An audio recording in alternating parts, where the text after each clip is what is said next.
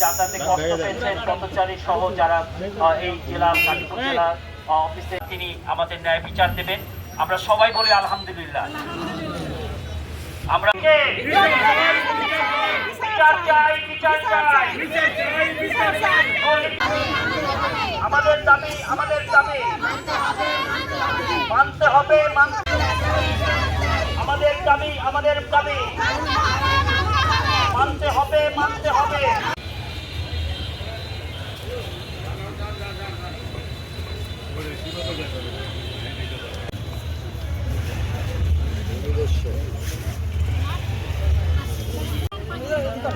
আরে বসেন না দিয়ে থাকে তাদেরকে এখনো কোনো কথা বলছেন না। আপনি প্রজাতন্ত্রের কর্মচারী, আপনি এখানে এক গোয়েন্দা বাহিনী অবশ্যই আপনার কাছে খবর দিয়েছে যে আপনার দরজায় 48টি পরিবার রয়েছে।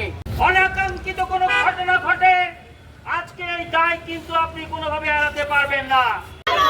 ভূমিদস্যুর কালো হাত ভেঙে দাও, গুড়িয়ে দাও, আমাদের সংগ্রাম দে ফিরত দে।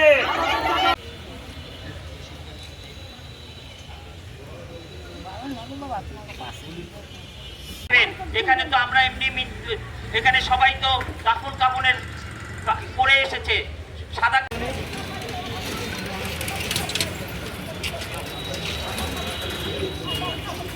বিভ্রান্তি সৃষ্টি করে 48টি পরিবারের নিষ্পত্তি অবৈধভাবে আত্মসাৎ করার কেন চেষ্টা করছে? উক্ত জাল কাগজপত্র এবং বিভিন্ন 980 নং খতিয়ানের অবৈধ কাগজ গোবিন্দবাড়ি মৌজার 4/1/2010 এবং 4/1/2012 তারিখের সময় ক্ষেপণ করে নামজারি নথিতে 135 শতাংশ জমি অবশিষ্ট থাকার পরেও মিথ্যা প্রতিপত্তি অদৃশ্য কারণে তিনি সুনির্দিষ্ট প্রমাণ সহ অভিযোগের কেন তদন্ত করেনি? বাণিজ্য করার জন্য আমরা 1142 যন্ত্র করছে। আজকে আমরা জানতে চাই, আমরা আজকে স্পষ্টভাবে আমাদের কিছু দাবি, দায়িত্বপ্রাপ্ত ব্যক্তি 3 বছরের বেশি এক স্টেশনে থাকতে পারে না। এই রফিক এই বিলাসবহুল বাড়ি চিহ্নিত করুন এবং চিহ্নিত করে এই যারা ফ্যাসিবাদের তাদের সম্পত্তি গত 16 বছর এই গাজীপুরে ডিবি হারুন সহ যারা বাগান বাড়ি করেছে, সেই বাগান বাড়ি এখন কোথায় কি অবস্থায় আছে